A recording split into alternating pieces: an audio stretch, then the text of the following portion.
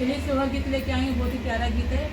आप लोग गाने की सुनिए, चैनल को लाइक करिए, सब्सक्राइब करिए और कमेंट करके बताइए कैसा लगा। मचियाई बाई ढेरी सासु